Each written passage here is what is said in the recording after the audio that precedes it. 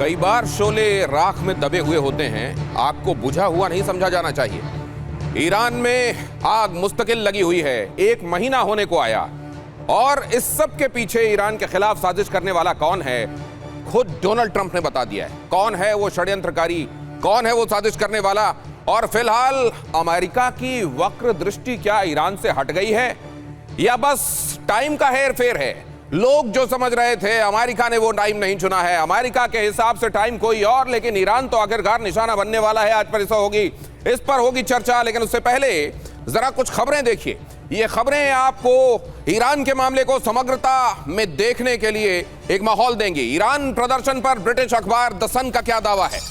Iran प्रदर्शन को लेकर ब्रिटिश अखबार द सन का दावा, ईरान में अब तक 16,500 लोगों का कत्लेआम। 16,500 लोग ईरान में मारे गए हैं, यह द सन का दावा है। यह एक ब्रिटिश टेबलॉइड है जो यह दावा कर रहा है कि 16,500 लोग इसमें मारे गए हैं। ईरान में 3,60,000 से ज्यादा लोग घायल हैं। 1,000 से ज्यादा प्रदर्शनकारियों पर पैलेट गन का इस्तेमाल हुआ है। 1,000 से ज्यादा प्रदर्शनकारियों पर पैलेट गन का इस्तेमाल हुआ है। 30 लाख से ज्यादा लोग घायल हैं और 16,000 से ज्यादा लोग मारे गए हैं। यह है द सन का दावा। अब अगली खबर देखिए। ईरान में मौत के आंकड़ों पर सरकार का दावा क्या है? प्रदर्शन के दौरान अब तक 5,000 लोगों की मौत के बारे में सरकार बता रही है। मरने वालों में 500 सुरक्षा कर्मी भी शामिल हैं। यह बताया जा रहा है कि सारे प्रदर्शनकारी थे 5,000 जो मारे गए, ऐसा नहीं है। इनमें से 500 प्रदर्शनकारी नहीं बल्कि सुरक्षा एजेंसियों से जुड़े हुए लोग थे। उस हिसाब से मारे गए प्रदर्शनकारियों का आंकड़ा 4,500 ये सरकार बता रही है। जबकि इसके उलट आप एजेंसीज के दावे देखें, न्यूज एजेंसीज के दावे देखें, द सन का दावा देखें तो वो करीब 17 लाख लोगों के 17,000 लोग, माफ कीजिए, ऐसे मारे गए ये बताया जा रहा है। 16,000 से ज्यादा और 30 लाख से ज्यादा लोग घायल हुए हैं ये भी कहा जा रहा है।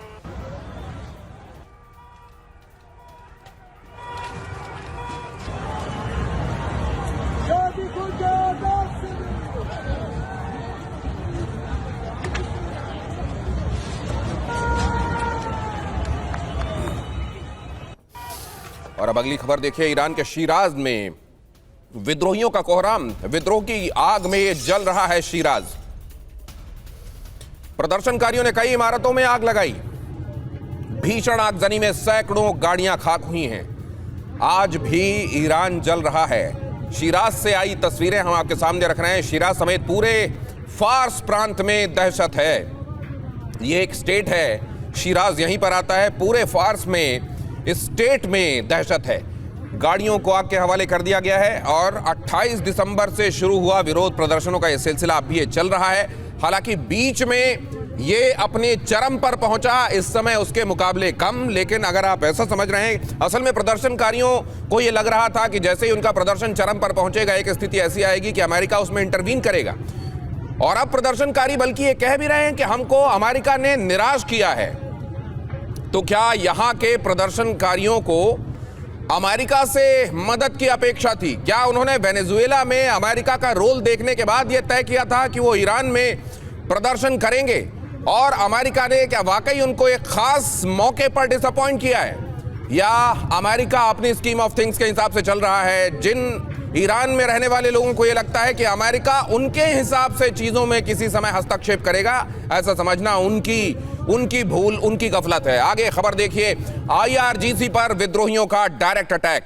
ये जो विद्रोही हैं, इन्होंने ईरान के जो रेवोल्यूशनरी गार्ड कॉर्प्स हैं उन पर कैसे डायरेक्ट हमला किया है। IRGC के बासिज फोर्स हेडक्वार्टर पर हमला हुआ है। तेहरान में बासिज हेडक्वार्टर में आग लगाई गई। ये इस पूरे विरोध प्रदर्शन के दौरान जो पिछले करीब 25 दिनों से चल रहा है, ये पहली बार नहीं है कि बासिज फोर्सेस के बासिज हेडक्वार्टर पर IRGC के ये आग लगाई गई है। कई बार प्रदर्शनकारियों ने IRGC के हेडक्वार्टर को निशाना बनाया है। विद्रोहियों ने हेडक्वार्टर में बंद कैदियों को छुड़ाया। इजराइल डेजर्ट इंटेलिजेंस का यह बड़ा दावा है कि न सिर्फ हेडक्वार्टर को निशाना बनाया गया बल्कि जो लोग यहां डिटेन करके रखे गए थे उनको भी छुड़ा ले गए प्रदर्शनकारी। पिछले करीब 22 दिनों से यह विद्रोह की आग यहां जल रही है।